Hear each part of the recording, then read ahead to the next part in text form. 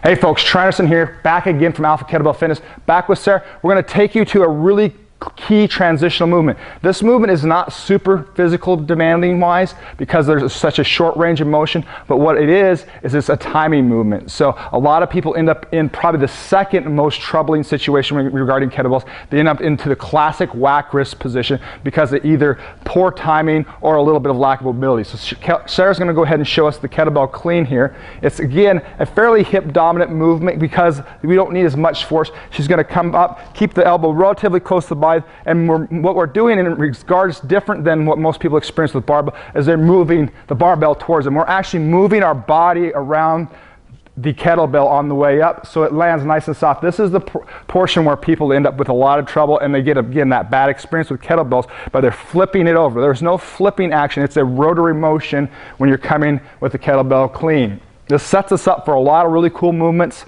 like squats, presses, lunges, and so on from the double rack or the single rack position. So it's a really key movement to be able to master and learn because it adds to that flow that's really, really valuable with kettlebells. So again, it's a hip dominant movement. We still want to keep that kettlebell above the knee, just like we talked about when we're doing our other accelerative kettlebell exercises, and we want to work on grounding here. Now, if you're working and learning on this, don't feel bad if you want to put like an extra large oversized wristband on your wrist while you're in the learning process. As we start to master technique though, we should be able to move that away, or if you just want to leave the wristband on to look cool, that's fine too. So there it is, the Kettlebell Clean, setting you up for the segmenting into cleans, presses, squats, and so on and so forth. Another real quick tip before we close out is when we get into that clean position, it's okay to keep that, we want to keep that wrist in the neutral position, fingers pointed upwards. So a lot of people end up with that, what we call broken wrist position. As you can see here, if you come up and around, a real good indicator